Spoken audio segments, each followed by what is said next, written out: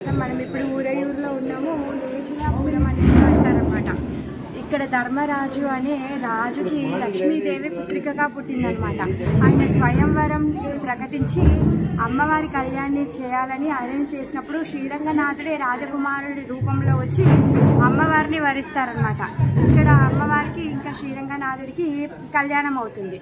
అయితే ఈ నీచుల అనే పేరు వచ్చిందంటే ధర్మవరపు రాజు యొక్క భార్య పేరు నీచులాదేవి అనమాట.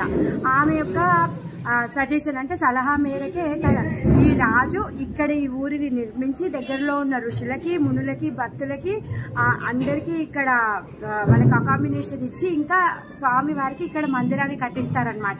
అయితే ప్రతి సంవత్సరము ఇక్కడ స్వామివారి కళ్యాణం అవుతుంది. కళ్యాణ సమయానికి శ్రీరంగనాథుడు అక్కడి నుంచి ఇక్కడికి వస్తారు. అయితే శ్రీరంగనాథుడు అక్కడ ఉన్నటువంటి రంగనాయకికి తెలియకుండా సీక్రెట్ గా ఎర్లీ మార్నింగ్ తొందర పొద్దున్నే ఎవరికి కనిపించకుండా అక్కడి నుంచి ఇక్కడికి వచ్చేస్తారంట. వచ్చి ఇక్కడ కళ్యాణం చేసుకొని అన్ని ఉత్సవాలు చేసుకొని రాత్రికి అందరు పడుకున్నాక మళ్ళీ దొంగతనంగా వెళ్తారంట.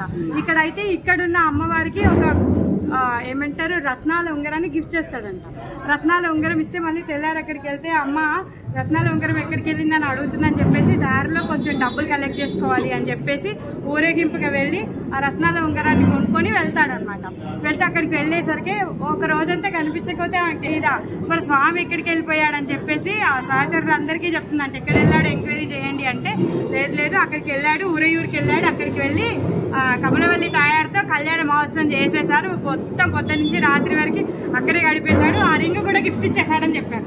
చెప్పేసరికి ఇంకా అమ్మవారికి కోపం వచ్చి స్వామి వచ్చే టైంకి డోర్లు క్లోజ్ చేసింది. స్వామి లోపల కొంచెం దూరం వెళ్ళి నించోగానే డోర్లు ఓపెన్ చేస్తారు. మళ్ళీ తర్వాత దగ్గరికి రాగానే క్లోజ్ చేస్తారు. ఇలానే చేస్తూ ఉన్నారు. లోపలికి రానివ్వకపోతే అక్కడున్న పూజారులు వాళ్ళందరూ కలిసి స్వామి మీద అందరూ పాలు, పెరుగు, పండ్లు, పూలు వేసి కొడతారంట లోపలికి రావద్దు అనేసి. అయితే అమ్మవారు వచ్చి వెనుకకి వీపి చూయించి నించుంటుందంట. ఏంటి ఇంతగా అదిగావు నా మీద, నువ్వు ఎందుకు లోపలికి రానివ్వట్లేదు అంటే నిన్నంత ఎక్కడున్నావు, నువ్వు అక్కడికే పోయి ఉండు, ఇప్పుడు ఎందుకు వచ్చావు అనేసి అంటుంది. అలా అనేసరికి స్వామి అంటాడంట కాదు అక్కడ